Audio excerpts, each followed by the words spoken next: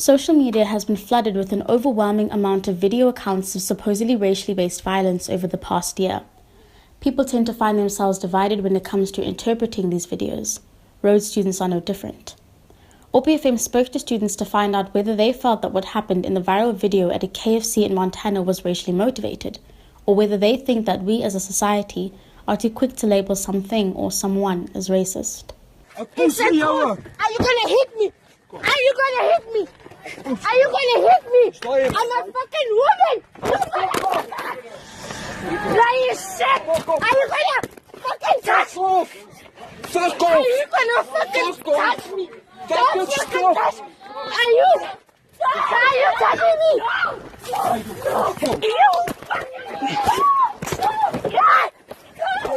To an extent, it was, no, not even to an extent, it definitely was racially motivated. If it was another white person asking a white person to move a bit forward, it would have been a thing of, sure, bro, I'll just go a bit forward. How are you? How's the family? Even if they don't know each other.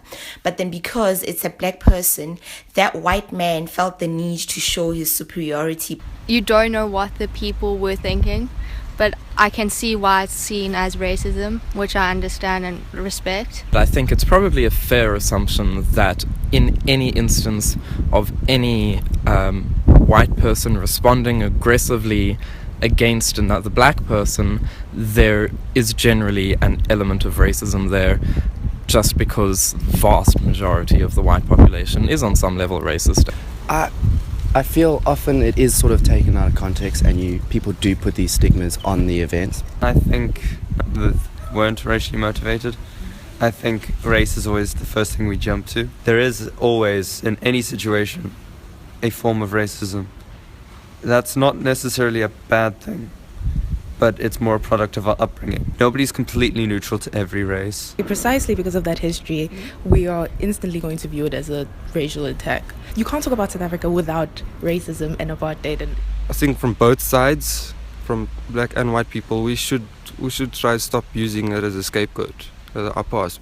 It would be remiss to assume that racially motivated acts of violence do not happen here in our community, just because they do not become widely publicized. Grahamstown is not immune to the scourge of racism. Our journalist, Aaron Alexander, spoke to people within the Rhodes community who had experienced racial conflict and violence. While racial violence is a reality that many people face, it often goes without being spoken about. Asipalele Shabalala spoke to OPFM about his experiences. I was at Friar Tuck's and I was sitting at a table with some friends. It was a mixed racial group of friends, but they were predominantly white. So I knocked into the guy who was sitting next to me, and he sort of turned around, and I heard under his breath him whisper, "Fucking Kaffir." I remember at that moment being so angry.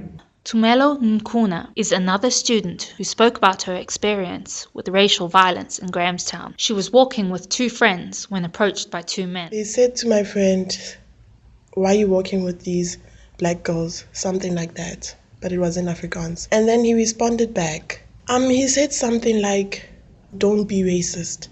And the next thing, they just punched him.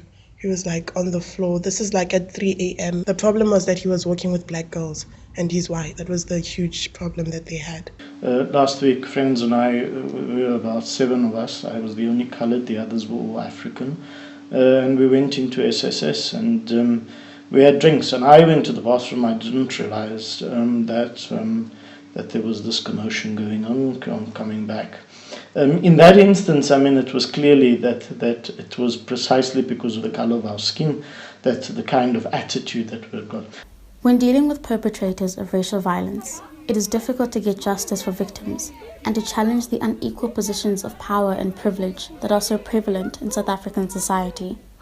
Racism has become normalized in our society. As a black person, the way I was raised is you don't get to whinge and groan and whine about racism. It's not something you do. So I also spoke to my warden about it, and my sub-warden about it, and I told her, and she told me, you know what, these things happen and you just have to deal with it. It's the reality of things, but you'll get over it. For every story of racially motivated violence that makes the headlines, there are many more instances of overt and microaggressions that go unchecked. This is not the last time we as South Africans are going to have to interrogate race, power, and the relationship we have with one another.